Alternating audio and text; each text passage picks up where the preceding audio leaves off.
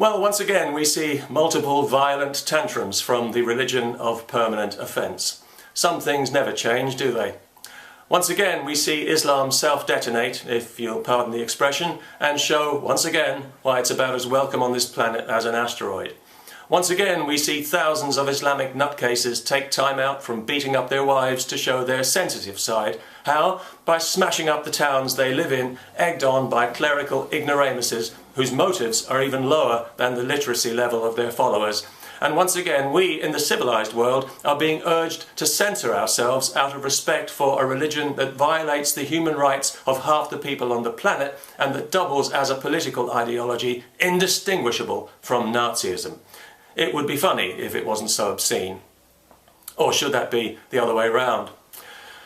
To call these riots infantile and imbecilic is to give them a dignity they don't deserve. They can only be described as Islamic. Let me get this straight. We're supposed to show tolerance and respect for a religion that doesn't know the meaning of either word and goes out of its way to prove it every day. We're supposed to amend our values to accommodate a religion that accommodates nothing and nobody. Dream on, people. It's not going to happen. Because with Islam, it's always a one-way street. We've learned that lesson the hard way. We can't afford any more tolerance and respect. We've been sucked dry. And we become weary of manufactured Islamic grievance. It's such a bore that now when we hear some bearded buffoon or some bag-headed bimbo telling us how offended they are, we can't even be bothered to laugh anymore. Not even when the Turkish Prime Minister hilariously demands that Islamophobia now be made a crime against humanity, when, given the evidence, there's a much stronger case for making Islam a crime against humanity. Besides, Turkey is already hypocritically guilty of one of the worst crimes against humanity in history, the Armenian genocide, a crime it doesn't even have the balls to admit to. When Muslims start showing the same level of outrage about things that are genuinely offensive, like the thousands of women and girls who are murdered and mutilated and raped every year in their countries, then we might take them a bit more seriously. As it is, there is nothing on this planet less deserving of sympathy or respect than Muslim outrage. Indeed, there's something deeply comical about it. It's so contrived and so cringingly unself-aware, it's impossible to take seriously, even if we wanted to, and nobody in their right mind wants to anymore.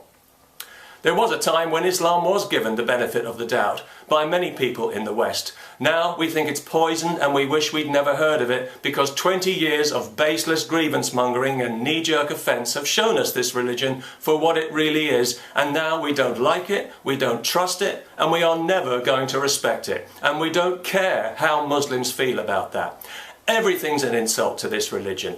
Everything causes offence. Well, nobody gives a damn anymore, people. You've done it to death. You've killed the goose that laid the golden egg. So now, if you're an offended Muslim, go stick your head in the oven for all we care. And if you think that if you keep up the violence, the West will eventually cave in, it's not going to happen. Even if the politicians want it to, the people won't allow it. We'll carry on speaking our minds openly and freely because it's our birthright and it can't be taken away from us. It can only be given away, and we are giving Islam nothing because Islam gives us nothing. It's a religion permanently on the take.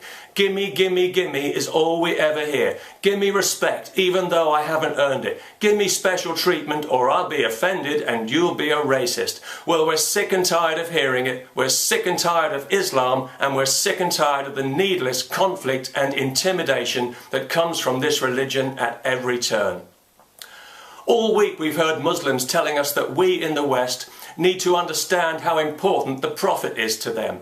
We do understand, and we don't care. That's the point. We don't care now, and we are never going to care. Get used to it. We don't give a damn about your feelings. Our feelings are more important, and our feelings tell us that we're sick to the back teeth of hearing about your religion, so stick a sock in it. And no amount of violence is going to change a thing. The more you riot and scream and shout, the less we're going to listen. It'll simply stiffen our resolve not to be bullied and pushed around by people whose values we don't respect because you've given us no reason to respect them, and, more to the point, because you are incapable of giving us such a reason.